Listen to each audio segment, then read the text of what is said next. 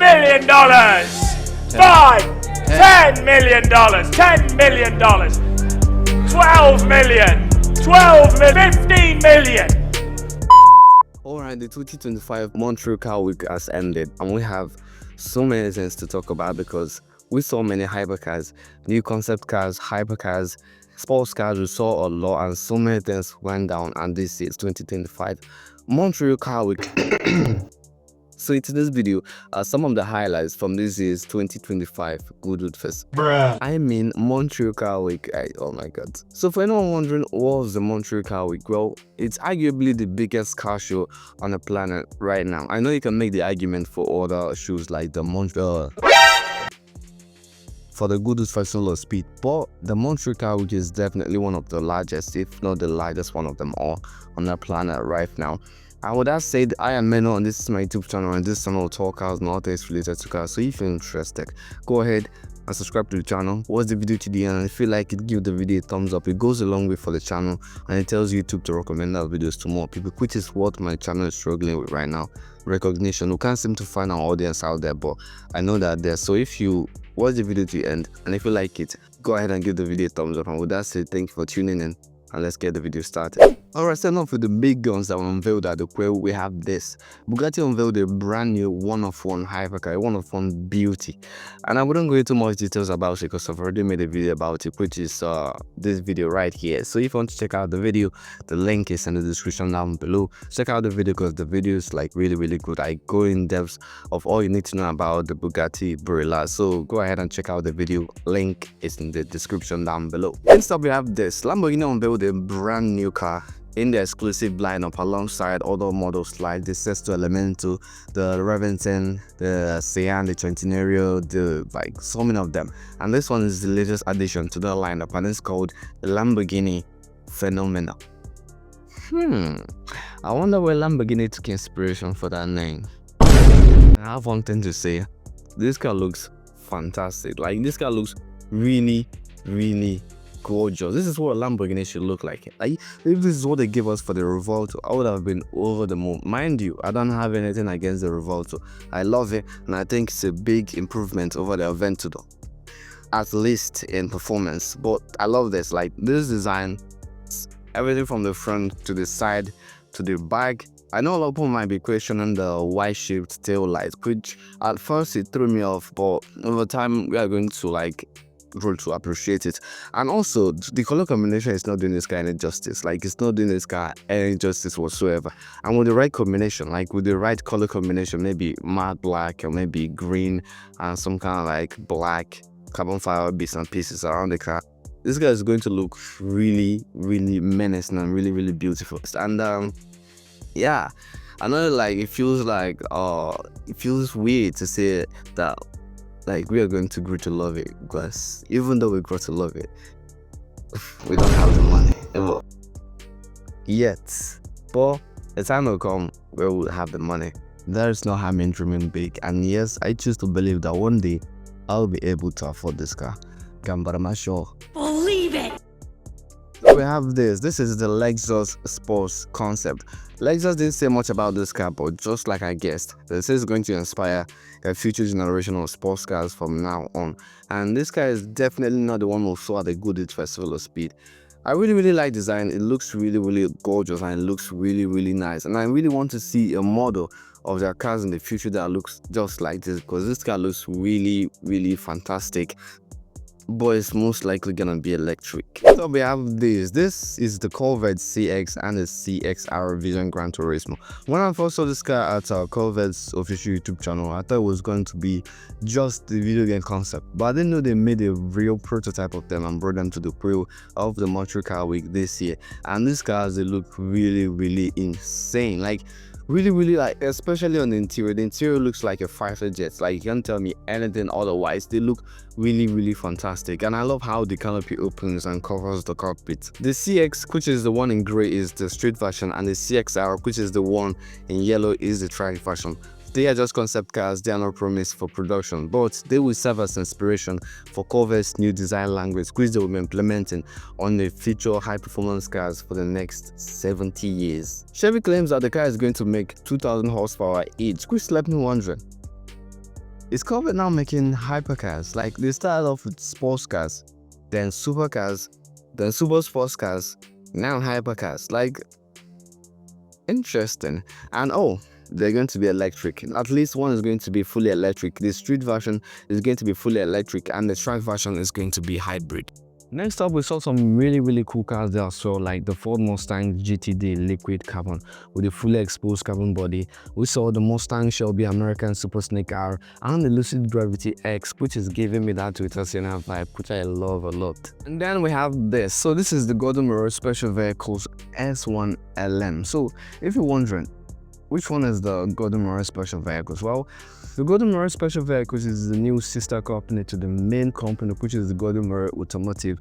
Think of it as a subdivision under the main company, Gordon Moore Automotive, where they make special edition limited cars. And this is the first product under a division called the S1 LM. The S1 LM is heavily, when I say heavily, it is heavily inspired by the McLaren F1, which, in case you don't know, was designed by Gordon Moore himself when he was still working at McLaren before he founded his own company, the Gordon Moore Automotive. And they did a really good job modernizing this car and making it look futuristic while still resembling the McLaren F1 LM. And this car looks really gorgeous, and I really love it. The car uses an upgraded 4.3-liter Cosworth V12 engine, which, if you ask me, is really tiny, but can still rev up to 12,100 RPM.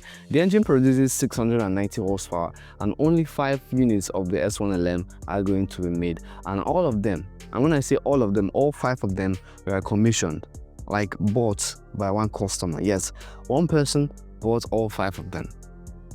Well, when we save money, there is money, then there is too much money. And this is what too much money looks like, because I'm really sure that each of these cars is going to be worth over $1 million. Oh my god. Oh my god. Next up, we have this one is really interesting because it's not a new debut. This is the Koenigsegg CC prototype, and this is the first Koenigsegg ever made. This is the first car that Koenigsegg ever made. It didn't go into production because it was this unfinished prototype that, like, it's rough, it was unfinished, and it was like a new concept that Koenigsegg had. But the finished product, when it was finished and perfected, it eventually became what we know today as the CC8S, which is the first production Koenigsegg that we know of today. But this is the OG, like the Koenigsegg idea brought to life. And now is the main event, at least in my own opinion. The main event, which is the RM Sotheby's auction at the 2025 Goodwood Montreal Car Week. Man, what am I? Oh my god. Alright, the RM Sotheby's auction. So we can all say what we want about Ferrari, about how they like do things, how they go about suing people up and down. Like, we can all say what we want about them, but they are protecting something. Like, they are really guarding and protecting something, which is their brand, their image, and their heritage. Because mind you, Ferrari is still at the top of the collector's car market right now, which is still doubled down on by this auction. Because mind you, seven out of the most expensive cars sold at this auction were all Ferraris, and all of them sold for more than $5 million. In fact, let's go over the list. In number 10, we have the 1989 Roof CTR1 Yellowbird Lightweight, which was sold for $4,295,000. Coming in at number 9, we have the 1935 Duesenberg Model J Torpedo Phaeton by Walk La Grande. Hope I'm pronouncing all this correctly. And it was sold for $4,405,000. In number 8, we have the 1955 Ferrari 375 Plus Spider by Sutton, which was sold for $5.2 million, which is the first Ferrari on this list. Coming in at number 7, we have the 1958 Ferrari 250 GT Cabriolet Series 1, sold for $5.2 million as well. And now, as for the number 6 spot, which is really crazy, is the 2015 Ferrari LaFerrari. Like, you see, classic cars are known to be more valuable and known to be more expensive due to the fact that they are cars from past history, and some people want to own part of that history, so they are willing to pay more money to own part of the history. But this is just a recent car, like a 2015 Ferrari LaFerrari. And mind you, this is just the base LaFerrari, which is sold for $5,230,000, which is mind-blowing. Like, I don't even feel comfortable like saying this, like pronouncing this morning, like having people listening to me, like it's really, really uncomfortable, but it's just mind blowing. In number 5 spot is the 1935 Mercedes-Benz 500k Special, which was sold for $5,340,000. Coming in at number 4, we have yet another LaFerrari, and this time around is the LaFerrari Aperta, sold for $6,715,000. Damn. Coming in at number 3 spot, we have the 1995 Ferrari F50, sold for $9,245,000. In number 2 spot is the 1993 Ferrari F40 LM by Michelotto, sold for $11,005,000. Imagine like winning a bid at this price point with just $5,000. Crazy. And then number 1, which is still like mind-blowing to me, like mind-bending, is the 2025, mind you, like a car that is made for this year, a 2025 tailor-made Ferrari Daytona SP3.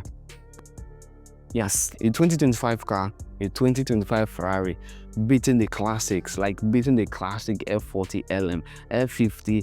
This is like really, really crazy. And guess how much it was sold for? In case you haven't seen it, it was sold for $26 million. I don't know if you guys understand how much $26 million is. Like, this is somebody's, like, maybe some footballer's 1 year salary that somebody just dropped just for a supercar. Like, the funny thing was that when I was watching the bid, like, some people are dunking $1.5 million on the rest. Like, I think the guy that won the bid like dunked $1.5 million on the previous bid, and no one was able to go beyond that. Like, it's really, really crazy. Like, mucho dinero. $26 million is now the world record for the most money paid for a brand new car, which maybe in like some place in my mind I feel like it's valid, because in my opinion, the Daytona SP3 is the best looking Ferrari ever made. Yes, it looks better than the LaFerrari, the F40, the F50, all of them, it looks better than them. I will debate you in the comments. I am ready. In my opinion, the SP3 Daytona is the best looking Ferrari of all time, hands down. But $26 million is a lot, man. Like, I can't lie, it's like a lot. But one thing to smile about it, like that money, is that it's going to be going into charity. So in my opinion, I think it's the biggest selling point for the guy, because you are getting a tailor-made SP3 Daytona in the process while your money is still going into charity. And lastly, we have this. This is not like a new debut or like any special edition car. No, it's one of the cars that showed up at the street takeover of the Monterey Car Week, and it's a bedazzled Aston Martin VAC covered with over 300,000 rhinestones just for the Monterey Car Week. I wonder how much it costs to do that. I apologize for the lighting, it's getting dark all of a sudden, but with that, we've concluded the video. So let me know your highlights of the Monterey Car Week this year. These are my highlights. Let me know yours in the comments down below. And with that, we've come to the end of the video. So if you like the video, please go ahead and give the video a thumbs up. Like I said earlier, it goes a long way for the channel and tells YouTube to recommend our videos to more people. And by liking the video, you are going to be doing a lot of good to the channel. So if you like the video, please toss the video a thumbs up. Subscribe to the channel for more and share the video with your friends and family if you think they're going to like it. And with that said, thank you for watching and thank you for tuning in. And I'm sure to see you in the next one. Peace out and stay safe.